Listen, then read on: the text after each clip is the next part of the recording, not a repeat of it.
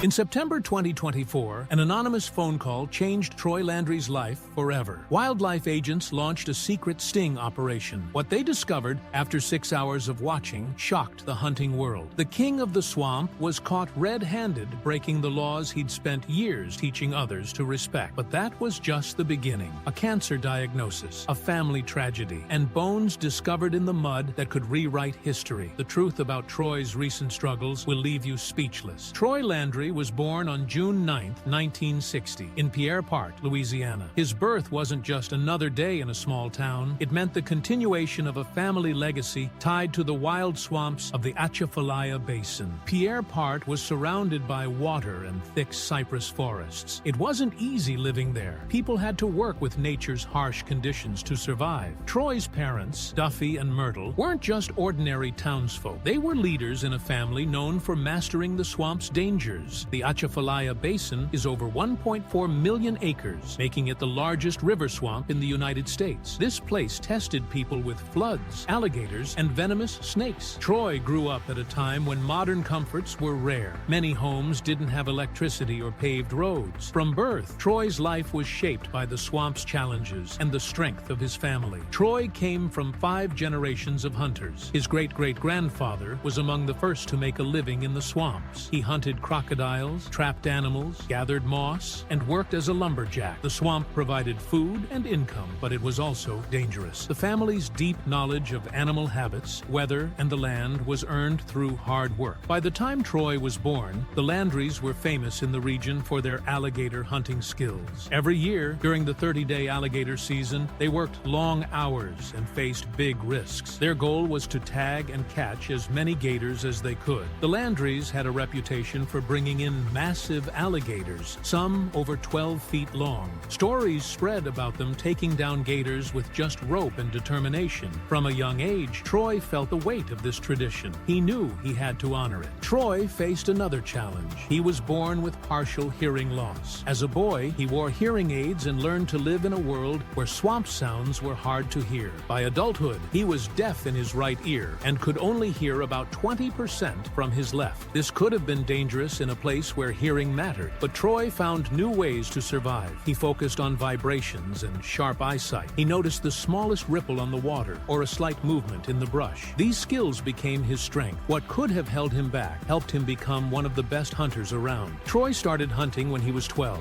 His father, Duffy, taught him everything. This wasn't for fun. It was serious work. Troy learned how to catch catfish, check traps, and read animal tracks. On his first alligator hunt, he helped with bait, tied knots strong enough for a gator, and learned the risks of the job. By his teenage years, people saw him as a skilled hunter who could handle the swamp's dangers. These early experiences shaped who he was and how he worked. Pierre Part was more than just Troy's hometown. In the 1960s and 1970s, it was a close Cajun community. People helped each other. They shared food, stories, and traditions. Events like crawfish boils and the blessing of the fleet were important. The Cajun language, music, and food were part of daily life. Troy's parents were respected for their kindness and support. This environment taught Troy the importance of loyalty, hard work, and humility. As Troy grew older, he didn't just stick to hunting. After gator season, he focused on crawfish. His crawfish business became one of the biggest in Louisiana. Each year, starting in late November, he worked with local fishermen and farms to supply crawfish across the state. Louisiana produces over 90% of the crawfish in the U.S., and Troy's company played a big part. During peak season, his team processed thousands of pounds each week. His seafood shack served traditional Cajun dishes and drew big crowds, turning every boil into a celebration. Troy also opened the Duffy Shell Station on State Highway 70. He named it after his father. It became more than a gas station. It was a place where locals and visitors gathered. People came for fuel, bait, and stories. The walls were covered with photos showing the history of the Landry family. Even fans of swamp people visit the station today to feel the authentic Cajun spirit. Troy became a key figure in controlling the alligator population. Years ago, alligators nearly disappeared from Louisiana. Thanks to careful hunting and conservation, their numbers bounced back. But keeping the balance was still hard. Troy used old family methods and modern tools to manage the population. He removed problem gators while protecting those needed for breeding. Each season, he filled hundreds of tags and helped keep both people and gators kept safe. One of Troy's most famous moments was when he caught 82 alligators in a single day. This record amazed even experienced hunters. It showed his skill, planning, and toughness. That day helped him earn the title King of the Swamp and led to his spot on Swamp People. His achievement wasn't just about numbers. It showed how deeply connected he was to the land and how hard he worked. To handle the demands of hunting, Troy built a fleet of boats and equipment. On his 20-acre property, he kept at least 6 boats, each made for a special job. His gear was designed to handle big catches and tough conditions. His family worked with him to build, fix, and improve the tools they needed. This preparation allowed Troy's team to fill their tags and keep their place as one of the top hunting groups in the state. Troy Landry's life changed forever on September 26, 1981. That was the day he married Bernita in a small ceremony deep in Louisiana's bayou. It wasn't a fancy wedding, just close friends and family. But what started that day turned into a partnership that lasted over 40 years. Bernita, who worked as a school teacher and later as a publicist for the History Channel, stood by Troy through every struggle. The early years weren't easy. They faced tough times and money was tight, but their love and loyalty to each other never broke. That bond helped Troy become the king of the swamp and made their family strong enough to shine on national TV. After the wedding, Troy and Bernita moved into a small trailer on a 3-acre piece of land in Pierre Park. They stayed there for more than 30 years. It wasn't what they dreamed of, but it was what they could afford. That trailer became a symbol of how hard they worked for a better life. Every cypress log Troy hauled out of the swamp was stored carefully, waiting for the day they could build the home they wanted. They raised their children in that tiny space. They celebrated birthdays there. They welcomed grandchildren there. It was a humble home, but it was filled with love and tradition. Their sons grew up in that world. Jacob was born on December 27, 1983, and Chase came along on February 22, 1990. Troy also became a stepfather to Bernita's son, Brandon. He treated Brandon like his own from the start. The boys learned about the swamp from their earliest days. They learned how to respect it, how to survive in it, and how to hunt the alligators that lived there. The alligator season only lasted 30 days each year, but it took a full year of preparation. What those boys learned wasn't just a trade, it was a way of life. When Swamp People came on TV, millions of people watched to see that way of life in action. After decades of saving and sacrifice, Troy and Bernita finally built their dream home. Just before Christmas 2011, they moved into their 1,860 square foot wooden house on Mike Street. Every piece of cypress in that house came from the swamps where Troy worked. There's no sheetrock in the home. The walls and ceilings are pine, fitted together perfectly. Troy even built the 12-foot cypress table they eat at. The house has a giant family room, 30 by 34 feet, decorated with deer antlers and an 11-foot alligator head. Every room holds family memories, old photos, antiques, and keepsakes. That house is more than a home. It's the result of years of hard work and a dream come true. Troy didn't just hunt gators. He taught his sons everything he knew. From the moment they could hold a pole, they were out in the swamp with him. He taught them how to set bait, how to track gators, and how to respect the dangers of the hunt. Alligator hunting is one of the most dangerous jobs in the country, but Troy's sons were ready because he prepared them for every risk. In 2010, everything changed when the History Channel found Troy. On August 22, 2010, Swamp People aired for the first time. Viewers were hooked right away. They saw a real man living a real life in the swamp. Troy wasn't acting. He was just being himself. That's what made him a star. The first episode drew 3.1 million viewers. By the second season premiere on March 31, 2011, that number grew to 3.9 million. The finale of season 2 set a record with 5.5 million viewers. It became the most watched episode in the channel's history at the time. Troy's life and work fascinated people, and his story made the show a hit. And then there was "Shoot 'em." That simple shout with Troy's Cajun accent became famous. He first yelled it to his sons and crew when it was time to take the shot. Fans loved it. Soon it was on shirts, hats, mugs, even ringtones. Troy trademarked it and protected it because it wasn't just a catchphrase. It was part of who he was.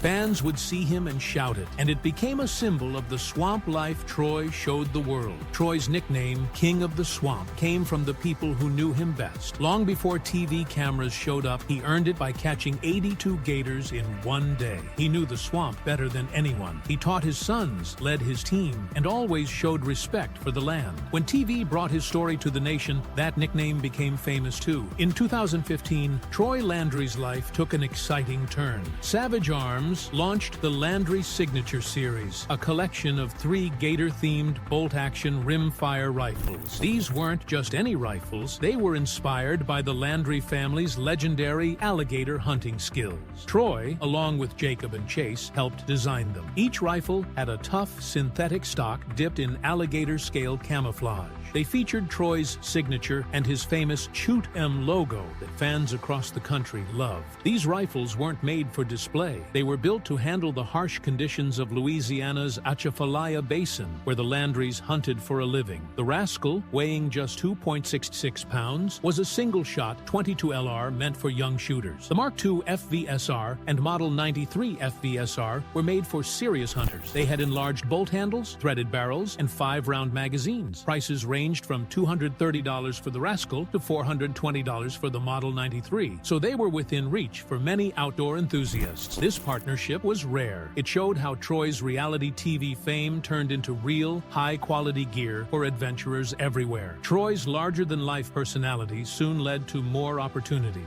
In 2016, a new show called Swamp People Blood and Guts aired. It went deeper into the tough and risky world of alligator hunting. Viewers got to see the Landry family's courage and cleverness as they faced danger head-on, but it didn't stop there. On June 7, 2018, Swamp Mysteries with Troy Landry began. This 6-episode series showed a different side of Troy. He left the swamps of Louisiana and traveled across the southern United States. He joined local experts to face some truly scary creatures. In Mississippi, he hunted a giant gator known as El Diablo. In Louisiana, he went after a man-sized garfish called Garzilla. In Texas, he tackled feral hogs. And in Louisiana's waters, he even helped deal with bull sharks. The mix of danger, mystery, and real-life problem-solving kept people glued to their screens. Then, in 2020, Troy took on a new challenge in Swamp People's Serpent Invasion. This time, he and his team went to the Florida Everglades. Their mission was to help fight off the invasive Burmese pythons that were destroying the ecosystem. Troy's hard work paid off. By 2018, his net worth passed $2 million.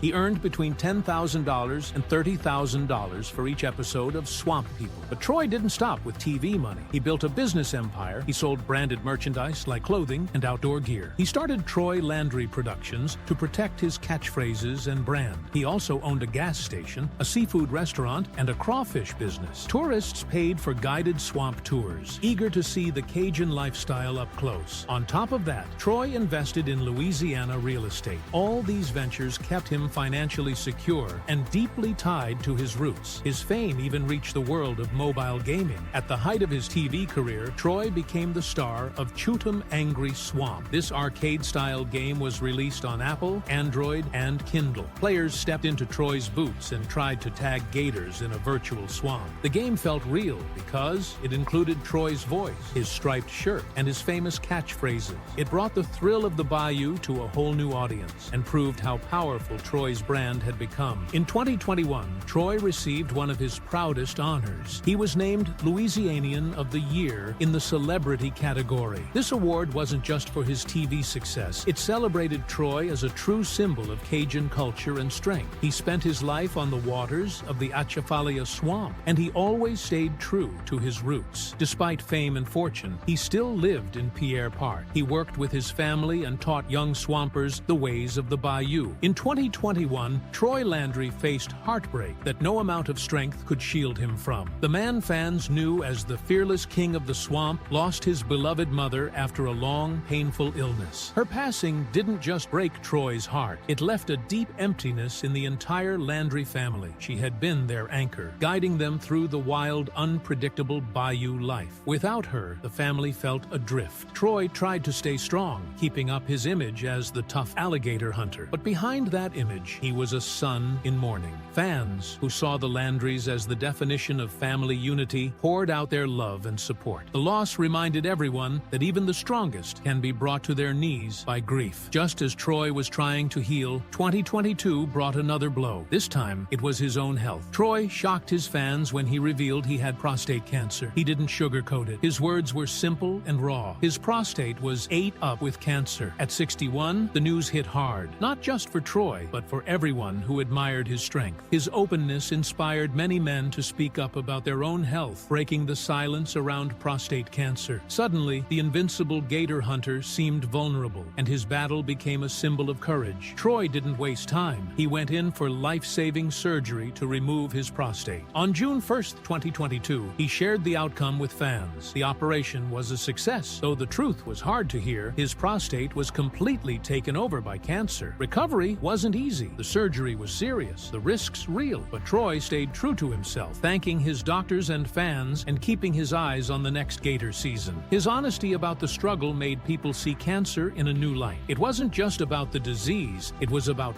fighting back, no matter how tough the road. But as Troy healed, the family was hit with another storm. In August 2022, false reports spread like wildfire. The internet buzzed with claims that Troy had died at 62. Fans were heartbroken, believing cancer had claimed him. The rumors were so convincing that his son Jacob had to step in, posting a video to prove his father was alive. Troy, always ready with humor, joked about the situation to ease everyone's worry. The experience showed how fast lies can spread and how painful they can be for families already carrying so much. Despite everything, Troy's focus never wavered. All he wanted was to get back to the swamp. Just weeks after surgery, he was out on his land, spending time with his grandson and gearing up for the next hunting season. The man who had been through so much was determined to do what he loved. His return for season 14 of Swamp People proved that no illness could take his spirit. Then came another test, one that no parent or grandparent ever wants to face. On July 13, 2024, the Landry family welcomed baby Crew into the world, but joy quickly turned to fear. After 8 hours of labor, Shelley had to undergo an emergency C-section. Crew was born struggling to breathe. He spent his first 24 hours in the ICU, fighting for every breath. The family stayed strong, and soon Crew seemed out of danger. But the hospital stay uncovered another problem. His blood showed high levels of direct bilirubin, a warning sign of liver trouble. It was the start of a nightmare. In the weeks that followed, Crew's bilirubin levels kept climbing. Doctors ran more tests, including a painful cholangiogram on August 23,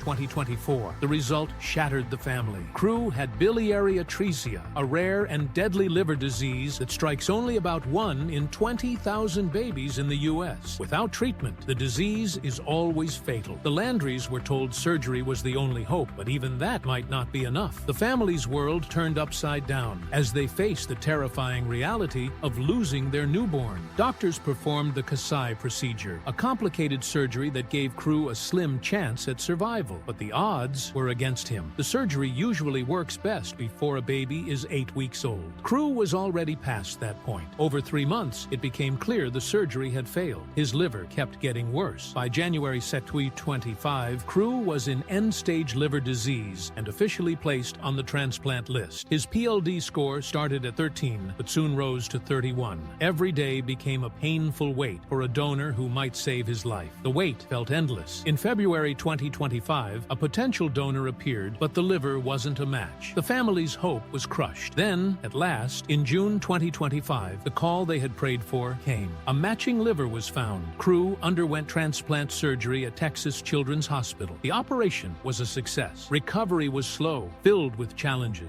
But with every small step forward, the family felt hope returning. Meanwhile, in September 2024, an anonymous phone call set off a storm that no one saw coming. Someone contacted the Louisiana Department of Wildlife and Fisheries and claimed something illegal was happening on Lake Palourde in St. Mary Parish. The caller said only he and a friend had permission to set gator lines there, but now strange lines marked with white flags had appeared overnight. The claim sounded serious. The department didn't waste time. They launched a sting operation. It wasn't just a simple patrol. Agents planned every move carefully, knowing they might be dealing with an experienced hunter or even a public figure. The tip was too detailed to ignore. The stage was set, and what came next would shock not just the hunting world, but fans of one of reality TV's biggest stars. Early on September 19, 2024, at 6:30 in the morning, 2 agents, Jake Darden and Harry Gaines, took their positions. They found a hidden spot where they could watch the flagged lines without being seen. The heat and humidity made the long wait even harder. Time dragged on. Then, after more than 6 hours, at exactly 1:43 p.m., they saw a boat approach the lines. Inside the boat were Troy Landry, a 28-year-old woman whose name was kept secret, and a cameraman who seemed to be filming for Swamp People. The agents watched closely. The woman lifted a line and said the gator was a good one. Troy grabbed his spear. Together, they killed the gator and pulled it into the boat.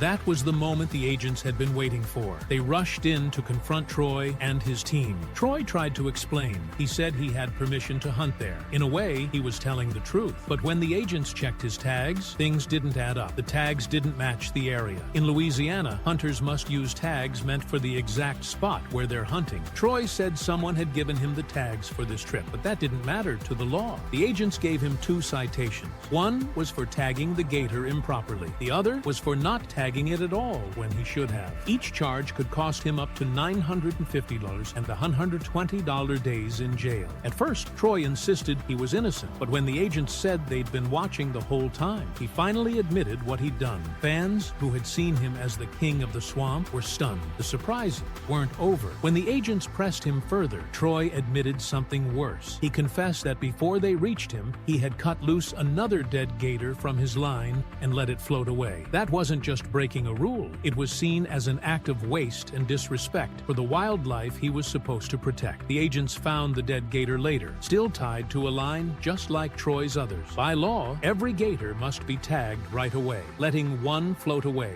is illegal and harms the careful balance of nature. The man who taught millions about responsible hunting was now at the center of a case that showed anything but that. The agents didn't stop with citations. They seized Troy's boat and engine. That doesn't happen for small mistakes. Taking a boat is a serious action, usually reserved for the worst violations or repeat offenders. The sight of Troy's famous boat being hauled away hit hard. Fans couldn't believe what they were seeing. The whole event raised tough questions. Did reality TV's push for drama make even seasoned hunters break the rules? Was what viewers saw on Swamp People real, or was it a polished act hiding the truth? And yet, Troy's story didn't end there. In 2025, during filming for Swamp Mysteries, Troy and his partner, Cheyenne Pickle Wheat, made a discovery that no one could have imagined. They were exploring the Louisiana bayou for traces of a lost Native American civilization. What they found instead were human bones, a jawbone with white teeth, pieces of a skull, a shoulder blade, parts of a leg. The remains were just 3 inches below the muddy ground. Even the archaeologist on site couldn't believe it. The swamp's acidic soil usually destroys such things. Experts said the bones could be thousands of years old. The moment left Troy shaken. The find changed how the crew saw the swamp forever. Despite the legal trouble, Troy didn't disappear. When Swamp People Season 16 launched in January 2025, there he was. This time, he had 800 gator tags and 2 new boats. His charm and skill kept him at the top, even as questions swirled around him. The network treated his violations like a small bump in the road. The fans kept watching, and alongside him was Pickle Wheat. The two had become a powerful team. Their bond was strong on and off camera. They took on bigger risks, hunted in new areas, and worked together to help their community. Their partnership kept viewers hooked, and their respect for the bayou kept the heart of the show alive.